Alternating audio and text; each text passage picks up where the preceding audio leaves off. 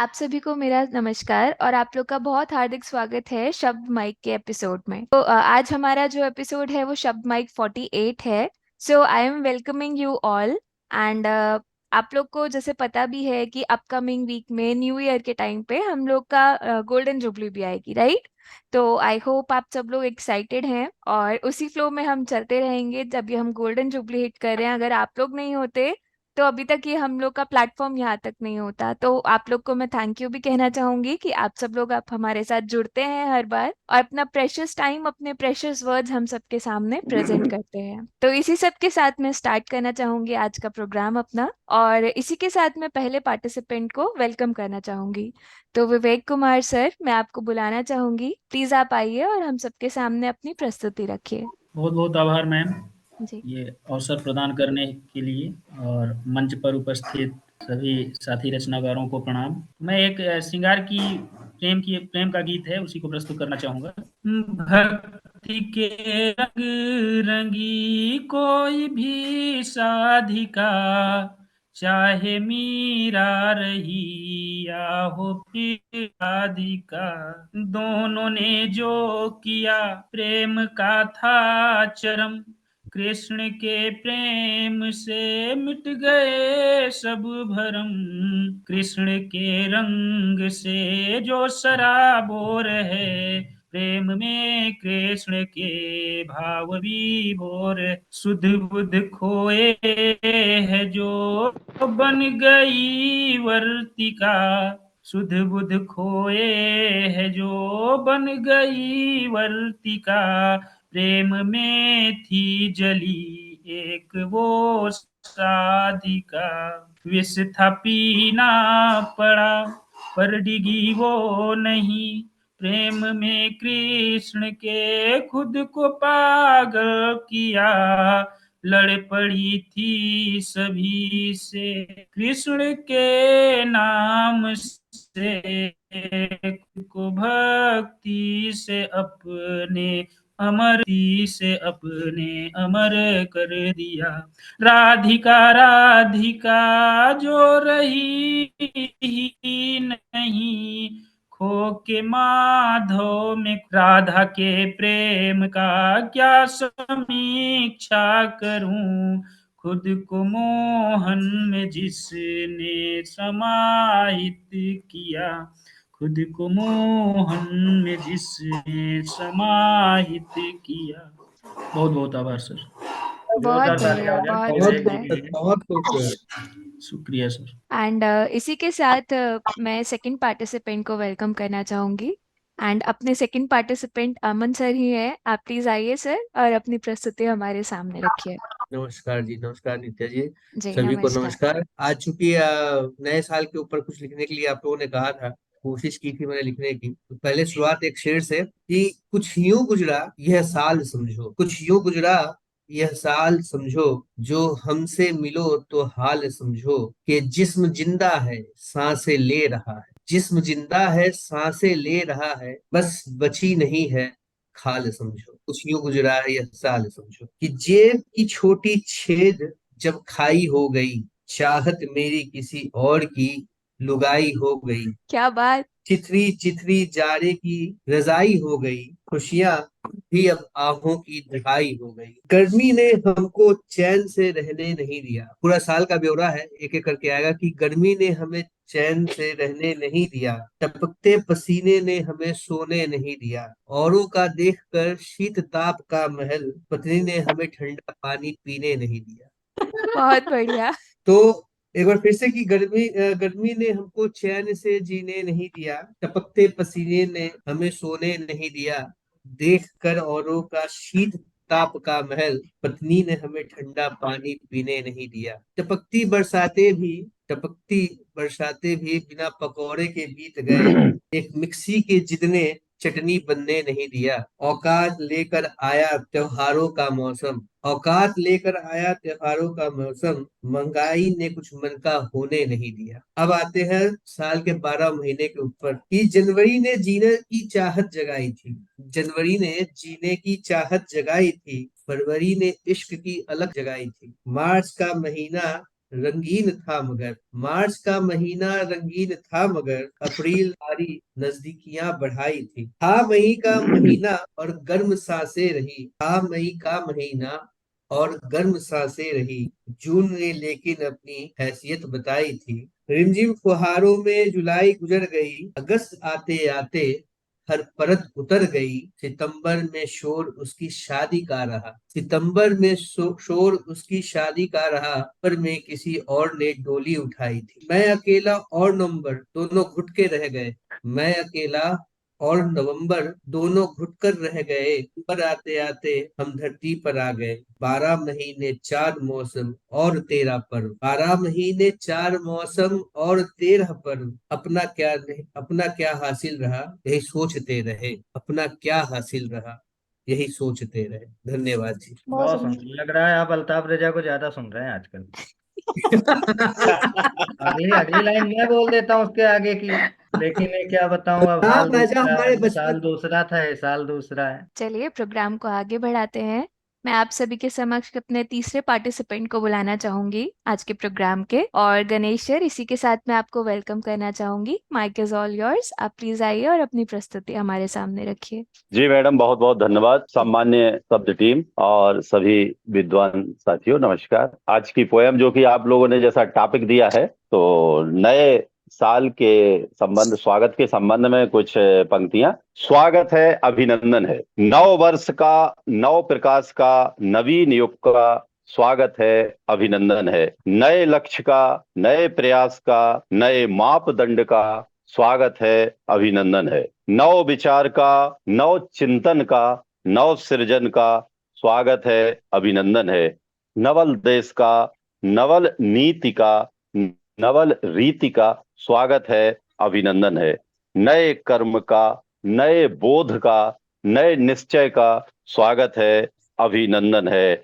नव सूरज का, नव सूरज का, नव किरणों का, नवीन धरा का स्वागत है, अभिनंदन है। नव बसंत का, नवीन बयार का, नई बहार का स्वागत है, अभिनंदन है। नई कुहू का, नए कलरव का, नए झरने का स्वागत है, अभिनंदन है। नए व्योम का, नई भूमि का, नई सोच का स्वागत है, अभिनंदन है। नई क्रांति का, नई भ्रांति का, नई शांति का स्वागत है, अभिनंदन है। नव पथिक का, नव पाथ का, नवल साथ का स्वागत है, अभिनंदन है। नए खेत का, नए बीज का, नई फसल का स्वागत है, अभिनंदन है।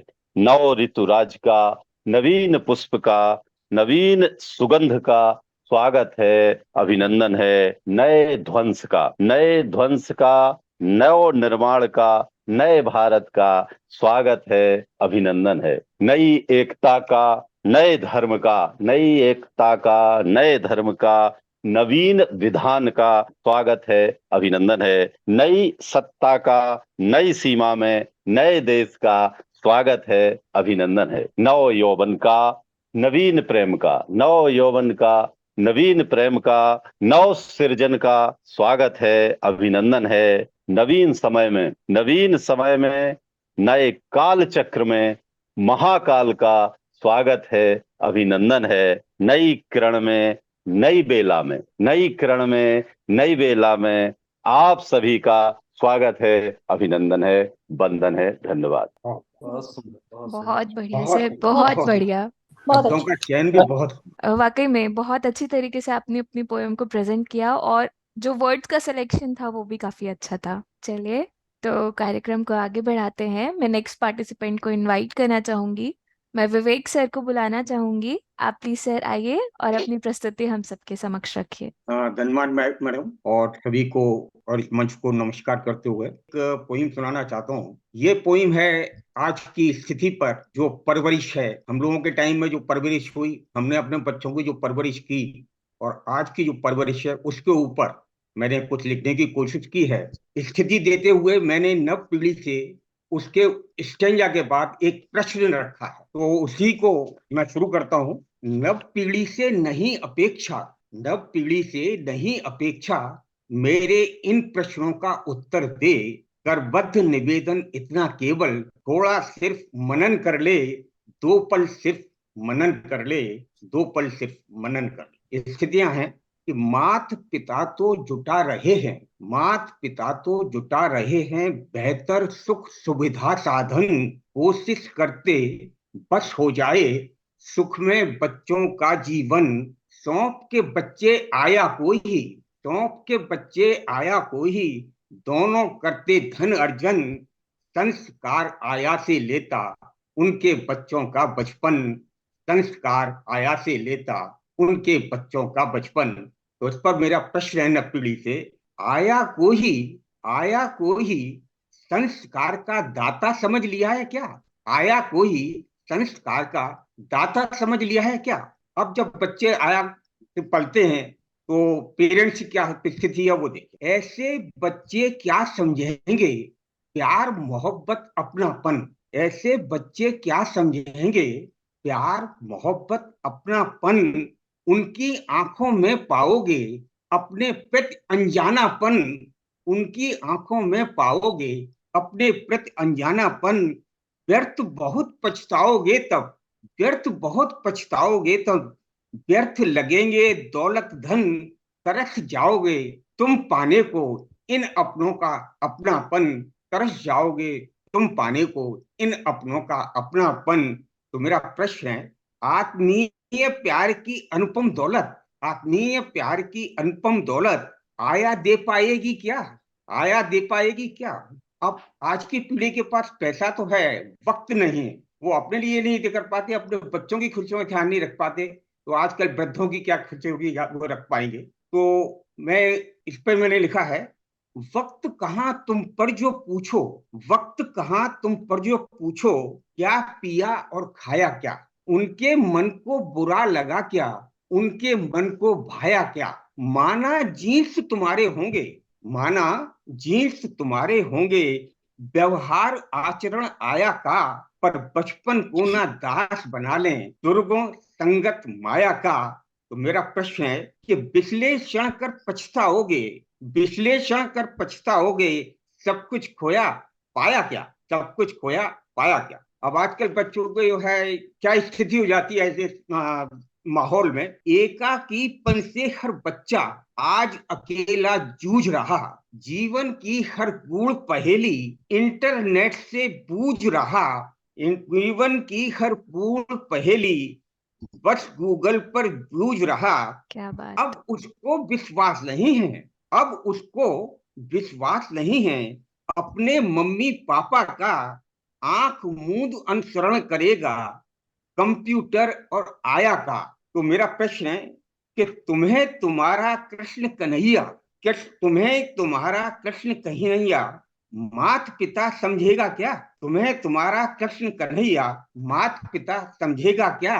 अब अगली स्थिति, आजकल तोतली बातें बच्चों की कहाँ सुनने को मिलती हैं कि अब कितने घर में बच्चों की सुनी तोतली बातें हैं, खूब समझते कहाँ सत्य है कहाँ खोखली बातें हैं, बचपन में परिपक्व हो गए ना बच्चों जैसी बातें हैं, बड़े बड़ों के कान कतरते तर्क युक्त सब बातें हैं, देखकर आईपैड मोबाइल सब फर्ज निभाया पूरा क्या, देखकर आईपैड मोबाइल सब फर्ज निभाया पूरा क्या।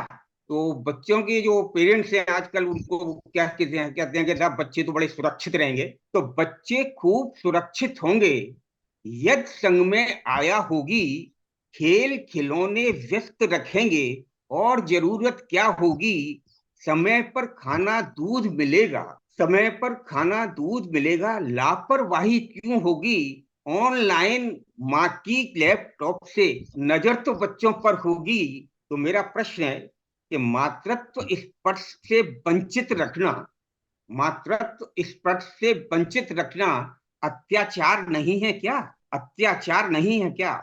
अब एक अनुरोध है मेरा नई पीढ़ी से कि कैसे भी हो वक्त निकालो, उन्मुक्त होकर संग खेलो, अलग अलग इन भाव सिंध को अपनत्व सेतु से तुम जोड़ो, उनके कोमल मन भावों में आत्मीयता जरा बसाओ तुम, बच्चों के ही सानिध्य में अपना ज्यादा वक्त गुजारो तुम, होकर अपना स्वर्णिम बचपन, पश्चाताप न होगा क्या?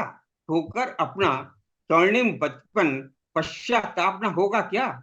और अंत में, जब ये मेरी अंतिम पद है कि बच्चों के मन जिज्ञासा में लाखों प्रश्न अनेक होंगे, आज नहीं कल इन प्रश्नों के उत्तर तुमको देने होंगे, ना जाने क्या क्या पूछेंगे, जब जैसे जैसे बड़े होंगे, ना जाने क्या क्या पूछेंगे, जब जैसे जैसे बड़े होंगे, खड़े कटघरे में तुम होगे, ये तेरे अपने ही जज होंगे, सोचो अपनों के प्रश्नों के उत्तर उनको दोगे क्या? सोचो अपनों के प्रश्नों के उत्तर उनको दोगे क्या? मुझे नहीं अपेक्षा न पीढ़ी से, मेरे इन प्रश्नों का उत्तर दे, करबद्ध निवेदन इतना केवल, थोड़ा सिर्फ मनन कर ले, 2 पल सिर्फ मनन कर ले, 2 पल सिर्फ मनन कर ले। धन्यवाद। बहुत सुंदर। Amazing sir, amazing. मतलब ऐसा लगा मुझे तो कोई पेरेंटहुड का एक्सपीरियंस नहीं है, but I can still feel कि ये हम लोग के जनरेशन के पेरेंट्स पे या हमसे आगे वाले जनरेशन के पेरेंट्स के मुंह पे एक तमाचा था। वाकई में बहुत दमदार थी आपकी नहीं, कमेंट। हमारी जनरेशन पे ही तमाचा है, हम देख सकते हैं आसपास, हम खुद उसका जो है शिकार हैं। तो जैसा कि विजय सर ने अभी इतने अच्छी कविता से प्रोग्राम को कंटिन्यू रखा, मैं रियली अप्रिशिएट विजय सर कि आपने बहुत मतलब एक बहुत स्ट्रॉन्ग पोयम हम सबके सामने रखी।